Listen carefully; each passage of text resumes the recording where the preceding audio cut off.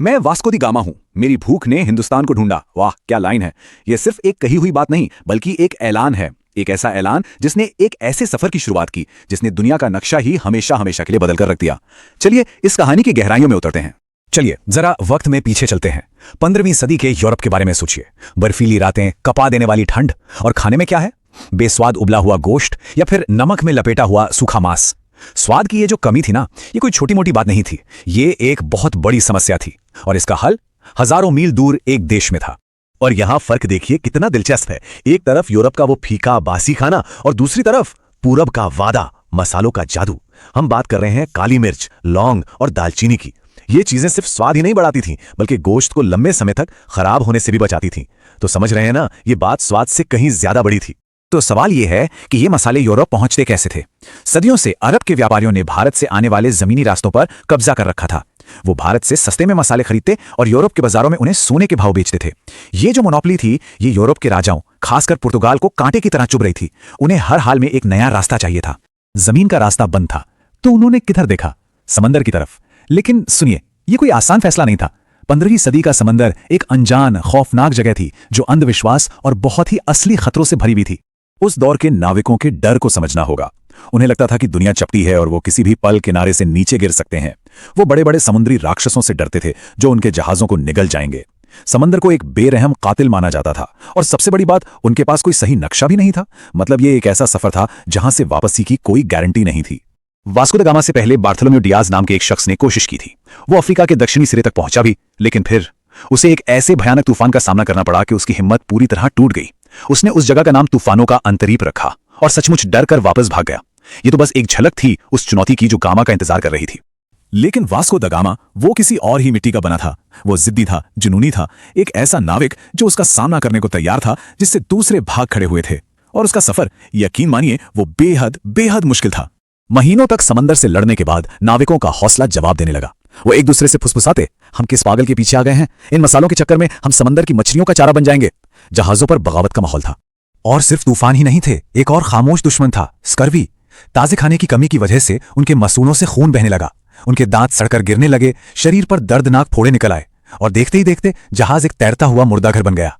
जब नाविकों ने आखिरकार बगावत कर दी और वापस लौटने की भीख मांगने लगे, तो गामा ने कुछ ऐसा किया जो उसके जुनून को दिखाता है। उसने दिशा बताने वाले सारे उपकरण उठाए और उन्हें समंदर में फेंक दिया और चिल्लाया, अब वापस जाने का कोई रास्ता नहीं। या तो हम भारत पहुंचेंगे या ये समंदर ही हमारी कब्र बनेगा। और फिर वो उसी तूफानों के अंतरीप पर पहुंचे जहां से डियाज भागा था। समंदर से एक आखिरी भयानक लड़ाई के बाद गामा का पागलपन, उसका जुनून जीत गया। उन्होंने उस खतरनाक जगह को पार कर लिया और उसका नाम बदलकर रख दिया केप ऑफ गुड होप, यानी उम्मीद की एक किरण। और अब कहानी का पूरा माहौल बदल जाता है। मौत और निराशा के अंधेरे से निकलकर वो उम्मीद और हैरत की दुनिया में पहुंचते हैं। तो एक अंदाजे के लिए बताने कि ये ऐतिहासिक सफर जुलाई 1497 में लिस्बन, पुर्तगाल से शुरू हुआ और लगभग एक साल बाद मई 1498 में वो आखिरकार भारत के कालीकट तट पर पहुंचे। जैसे ही वो भारत के करीब पहुंचे, जरा सोचिए, हवा में चंदन, इलायची और काली मिर्च की खुशबू घुल गई। उन्होंने किनारे पर नारियल के ऊंचे ऊंचे पेड़ देखे, दूर से आती मंदिरों की घंटियों की मीठी आवाज सुनी और एक शानदार अमीर शहर देखा। यही थी वो सोने की धरती जिसके लिए उन्होंने इतनी मुसीबतें झेली थीं।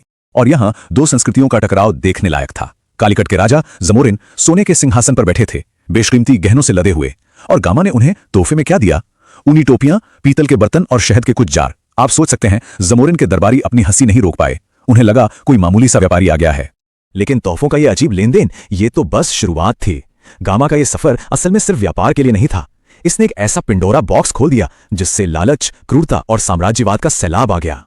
जब गामा मसालों से भरे जहाजों के साथ पुर्तगाल लौटा, तो सारे खर्चे निकालने के बाद उसे 64 गुना मुनाफा हुआ। 64 गुना! ये सिर्फ मुनाफा नहीं था, ये खजाना था। और इस खबर ने पूरे यूरोप में आग की तरह फैलकर सनसनी मचा दी। और जैसे ही ये खबर बाहर आई, एक होड़ सी मच गई। पुर्तगाल, स्पेन, हॉलैंड, ब्रिटेन, फ्रांस, हर कोई भारत की तरफ भागा। समंदर अचानक जहाजों से भर गए। हर कोई उस सोने की चिड़िया का एक टुकड़ा चाहता था। इन यूरोपीय ताकतों ने एक बहुत सोची समझी रणनीति अपनाई। पहले वो व्यापारिक चौकियां बनाते, फिर उन चौकियों पर तोपे लगा देते, इसके बाद समंदर पर कब्जा करते, स्थानीय राजाओं को आपस में लड़वाते और आखिर में पूरे इलाके पर अपना कंट्रोल कर लेते। गामा ने जो समुद्री रास्ता खोला था, वो सिर्फ व्यापार के लिए नहीं था। ये खूनी लालच, जुल्म और साम्राज्यवाद के लिए एक सीधा सीधा न्योता था।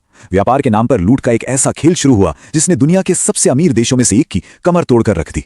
लेकिन ये हमें एक बहुत जरूरी सवाल पर ले आता है क्या कोई ऐसी जगह जो पहले से ही दुनिया के व्यापार का केंद्र हो, एक जीती जागती सभ्यता हो, क्या उसे सच में खोजा जा सकता है या ये सिर्फ एक घुसपैठ थी?